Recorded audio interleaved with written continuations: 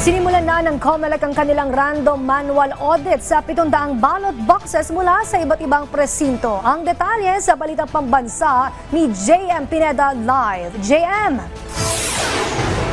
Princess, sinimula na nga ng Commission on Election ang random manual audit kaninang bandang alas 10 yan at ngayon nga ay meron ng 21 ballot boxes na dumating dito. Yan yung huling tala ng COMELEC at lahat yan ay dadaan sa bilangan maya-maya lamang.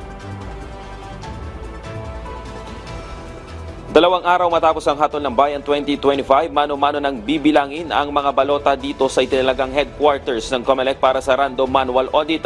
60 guro ang inelect o pinili ng Department of Education para sa pagbibilang. Kada team ay binubuo ng 3 miyembro ng magbibilang. Ang grupong ito ay iba rin sa mga itinalagang electoral boards noong eleksyon kung saan dumaan rin sila sa mga pagsasanay.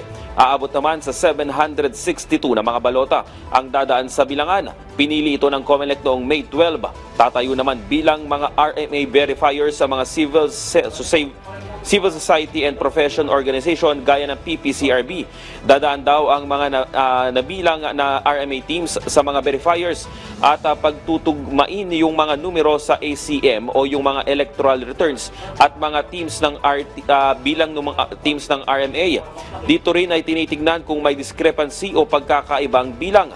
Kung higit ng 10 ang discrepancy sa isang ballot box, idadaan at ipapasa na ito sa technical verifier kung saan panibagong pag-check ang gagawin nila sa mismong makina o ACM.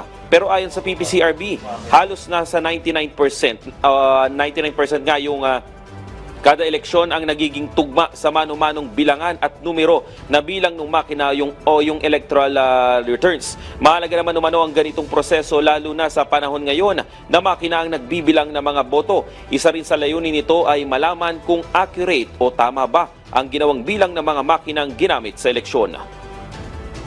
Importante ito kasi malalaman nila na yung kanilang balot na binasa ng makina tiningnan din ng tao, no? Para ma-verify na tama naman pala ang bilang ng machine dahil binilang ito ng tao. So, ma-assure ang public na ang ating machine na ginamit, accurate naman pala ang bilang. Dahil na-prove sa manual counting na tama ang bilang ng machine. Princess, ayon naman sa COMELEC, may hinihintay pa silang ilang mga syudad at munisipyo na magpapasa rin ngayon ng kanilang mga ballot boxes. Kasama na nga dyan yung ilang lugar sa Ilocos Sur, Quezon City ay ngayon din magpapasa at hinihintay na nga lang yung mga ballot boxes na yan. Pero kanina nga lang, mabandang alas 10, ay nagsimula na talaga yung bilang. Nakita natin yung proseso na ginawa ng mga RMA teams at kanya-kanya na silang nagsusulat ng kanilang mga profile doon sa mga bilangan na yon at aabot nga daw ito ng 45 days o mahigit isang buwan yung bilangan na mangyayari dito sa RMA headquarters. Yan muna ang latest. Balik sa iyo, Princess. Maraming salamat, JM Pineda ng PTV.